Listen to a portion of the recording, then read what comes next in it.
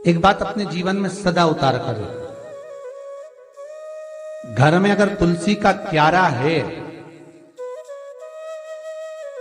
तो तुलसी महारानी हमें ये बता देती है कि हमारे घर में सुख आने वाला है कि दुख आने वाला। जैसे शनि अपना प्रकोप दे रहा है या शनि उतर रहा है, ये किसी से पूछने की जरूरत नहीं पड़ती, अपने आप मालूम पड़ जाता। कैसे? शनि कथा अगर आपने सुनी हो तो उसमें व्याख्यान आता है शनि कथा में, पांव की चप्पल बार बार टूट रही हो, कमर से नीचे जो वस्त्र पहने हो वो फट रहे हो, कहीं पजामा है, धोती है, आदि वस्त्र हैं, कपड़े हैं, वो अपने आप फट। आज के जमाने में तो फटे फटाए पहनते हैं लोग, फैशन। उसकी गारंटी नहीं है, उसका हम वर्णन नहीं कर रहा। हम जब पहनते हम समझ जाते हैं इसको शनि तो ऑलरेडी लगा ही हुआ। जब उनका घुटना घुटनी सब फटा हुआ दिखता है तो उसमें लग जाता है कि शनि पहले से लग गया बापड़ा, उनके पहने से तो मालूम पड़े।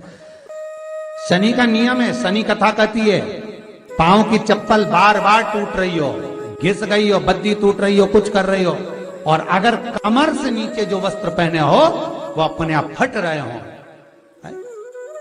समझ ले कि शनि पांव से प्रवेश कर रहा, मतलब अपनी प्रखरता शनि दिखा रहा। किसी मंदिर में गए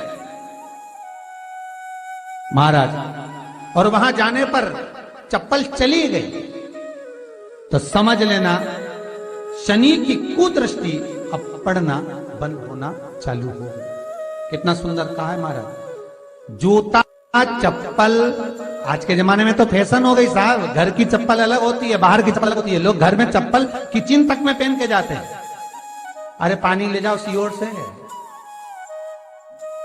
रसोई घर में लोग चप्पल पहन कर जाते हैं, जहां भगवान का प्रसाद बन रहा है, जहां अन्नपूर्णा निवास कर रही है, और पूछो तो कह किचन की चप्पल है तो माथे पे रख लो। तुम अपनी मां को जरूर देखना है, वो बूढ़ी मां कितनी बार किचन में चप्पल पहन कर गई, मुझे जरूर फोन कर कर बताना।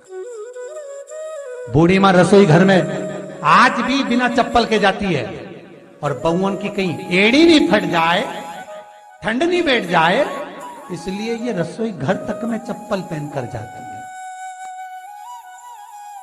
सूर्य नारायण की कथा पढ़ना, शनि महाराज की कथा पढ़ना, और गरुड़ पुराण की कथा पढ़ना, जिन जिन कथाओं का हम व्याख्यान कर रहे हैं उसको पढ़ना जरूर हो। क्या लिखा है? घर के अंदर जब चप्पल जाती है, रोग, बीमारी, कष्ट, तकलीफ चालू हो जाती है। तुमने चप्पल क्यों पहनी? ठंड नहीं बैठ जाए, रोग नहीं बैठ जाए। घर के अंदर उतना बढ़ गया, एक कालीन बिछा दो, एक दरी बिछा दो, मोटा आसन बिछा दो, जिस पर तुम चल लो। जरूरी है कि कई कई लोगों को तो हमने ये भी देखा कि कालीन पर भी चप्पल पहन के चल गया, और ब्राह्मणों को भोजन परोस रहा है, गुरुजन को भोजन परोस रहा है, ठाकुर जी की थाली बना रहा है, ठाकुर जी का थाल लगा रहा है, तो भी चप्पल है पांव में। तेरा क्या होगा रे कालिया, क्या होगा? विचार तो करो। देह पड़ी रे जाए यहीं पर, फिर कुंडल और नगीना, क्या हरि नाम नहीं तो जीना।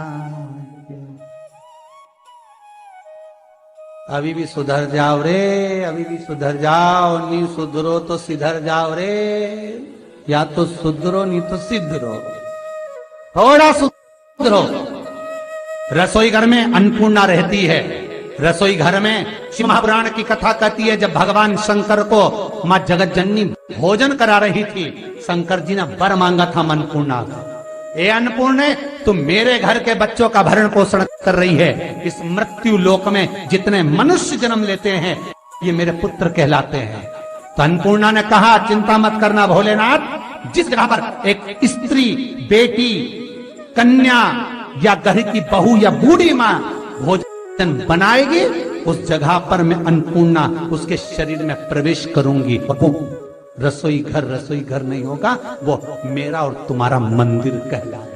अब मंदिर में चप्पल पहनकर भोजन का निर्माण करना ये श्रेष्ठता है। एक आसन पटक लो आप रसोई घर के अंदर, जिस आसन पे खड़े होकर आप भोजन बना लो, मोटा सा आसन रख लो, चप्पल की जरूरत ही नहीं।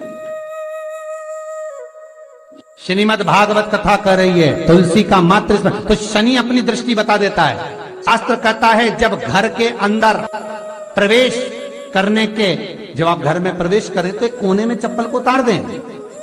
बाहर जगह नहीं है तो घर के अंदर प्रवेश कर लेफ्ट में चप्पल को उतार दें और 7 या 3 कदम के अंदर चप्पल उतर जाना चाहिए घर के अंदर में।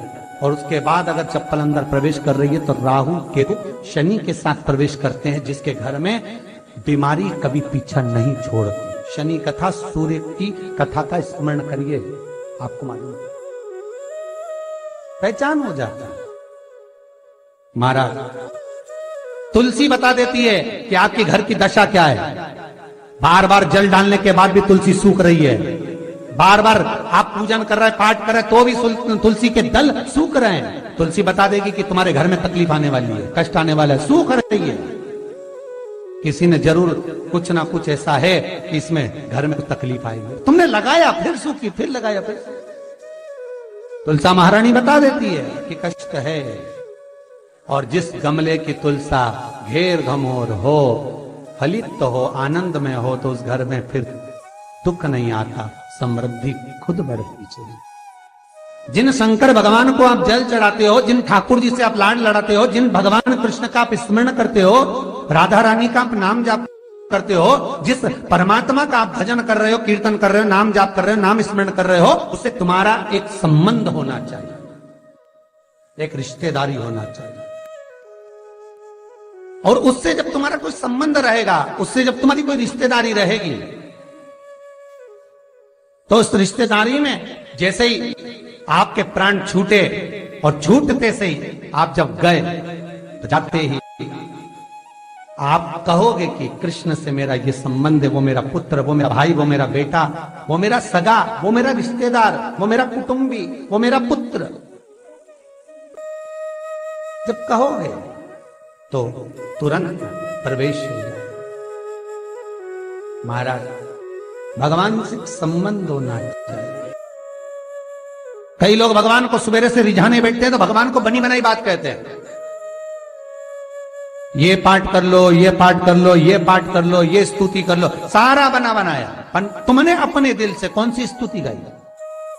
तुमने अपने दिल से कौन सा भगवान को निवेदन करा, कौन सा नमन करा? बस सवेरे उठना है, नहाना है, भगवान के सामने जाना है, भगवान को नहलाना है, कपड़े पहनाना है, अगरबत्ती लगाना है, थोड़ा सा शक्कर का भोग लगाना। इतने सारे देवी देवता, शंकर जी, राम जी, गणेश जी, सारे देवता, और 2 खुरमा लेके आए, 1 बालूशाही लेके आए, 2 मठरी लेकर आ गए, 1 मठरी लेकर आ गए, और भगवान को इतनी सी कटोरी में रख दिया।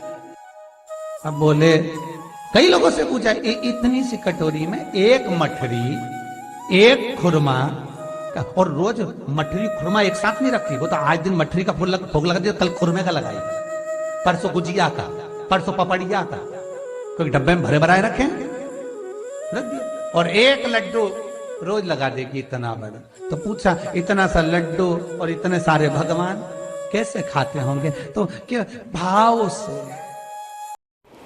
ऐसे ही पंडित प्रदीप मिश्रा जी के उपाय जानने के लिए हमारे चैनल को सब्सक्राइब कीजिए और वीडियो को लाइक और शेयर ज़रूर कीजिए।